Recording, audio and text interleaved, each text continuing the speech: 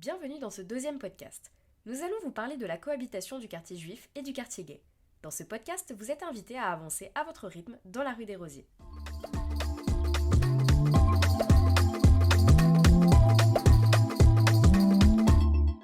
Vous vous trouvez actuellement à l'entrée de la rue des Rosiers qui regorge de commerces juifs. Mais quel est le rapport avec le marais queer ? Car il y en a bien un. À votre gauche, le bâtiment faisant l'angle entre la rue Vieille du Temple que vous venez de quitter et la rue des Rosiers devant a abrité le dernier bar tabac juif. Cet établissement est remplacé au printemps de l'année 1983 par un bar gay appelé le Swing. L'ouverture de ce bar cause d'abord des frictions avec la communauté juive qui occupe depuis de nombreuses années la rue des Rosiers. En effet, la communauté juive est installée dans le quartier depuis le XIIIe siècle. Au siècle suivant, les juifs sont expulsés de France. 1791 est l'année de l'émancipation. Ce terme désigne le processus de libération des juifs en Europe et dans le monde. Des juifs venant d'Alsace s'installent dans le quartier au début du XIXe siècle, puis à partir de 1880 et jusqu'aux années 30. Plusieurs vagues de juifs fuyant les persécutions arrivent d'Europe de l'Est. C'est ainsi que des milliers de personnes s'établissent autour de la rue des Rosiers et de la place Saint-Paul située un peu plus loin. La place Saint-Paul est d'ailleurs dénommée Pletzel, qui signifie petite place en yiddish. La communauté se met à construire des synagogues et ouvrir des commerces.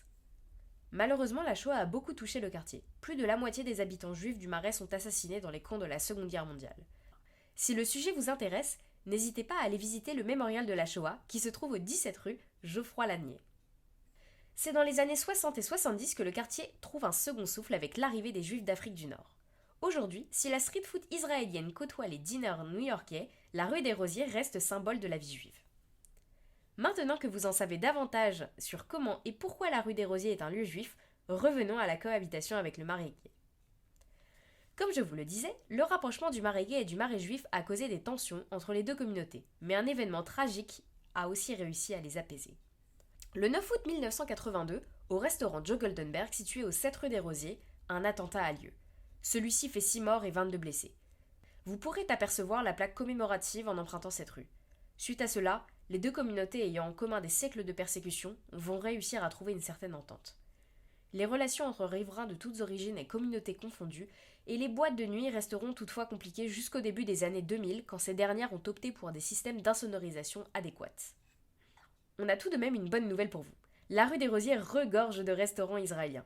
Au début de la rue, vous avez peut-être remarqué le restaurant Chez Anna qui arbore une guirlande de drapeaux LGBTQI+. Vous y trouverez des pita falafel et shawarma entre 11 et 13 euros. Un peu plus loin sur votre gauche, vous trouverez le charmant restaurant Chez Marianne. Sa cuisine sur place ou à emporter a une réputation qui n'est plus approuvée. Vous y trouverez des falafels délicieux et des pâtisseries aussi belles qu'elles ne sont bonnes. Vous trouverez votre bonheur à partir de 16,50 €. Sa terrasse fleurie, qui donne sur le parvis des 260 enfants, vous offre un cadre agréable pour déguster leurs spécialités. Ce parvis qui se situe juste derrière la halle des Blancs-Manteaux rend hommage aux enfants de l'école des Hospitalières Saint-Gervais, déportés et assassinés parce qu'ils étaient nés juifs. Si vous passez un samedi à l'heure du déjeuner, vous remarquerez probablement la queue devant l'As du falafel, et il porte bien son nom. Ce n'est pas par hasard que ce falafel est toujours très animé. En effet, vous y trouverez des pitas avec un excellent rapport qualité-prix pour une dizaine d'euros. Si vous préférez le sucré, la boulangerie Murciano ravira vos papilles au croisement de la rue Ferdinand Duval. Vous vous trouvez maintenant au bout de la rue des Rosiers. La suite de votre itinéraire vous emmènera à votre gauche. Cependant, si vous souhaitez approfondir votre visite du quartier juif, vous pouvez mettre ce podcast en pause et tourner à droite sur la rue pavée pour découvrir la synagogue Agudas Akielos, construite au début du XXe siècle.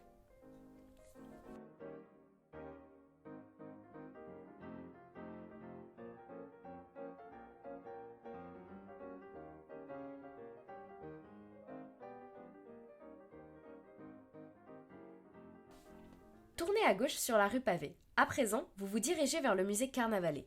Pour en apprendre davantage sur l'histoire du quartier juif, nous vous invitons à faire un tour au musée d'art et d'histoire du judaïsme au 71 rue du Temple. Celui-ci dispose d'un fonds d'archives conséquent et propose des expositions temporaires et une collection permanente gratuite.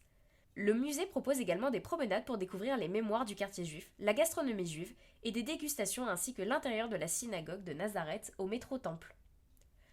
Vous arrivez à la fin de ce podcast. Dans la prochaine étape, nous vous proposerons de découvrir le nouveau visage du Marais et son évolution depuis son installation.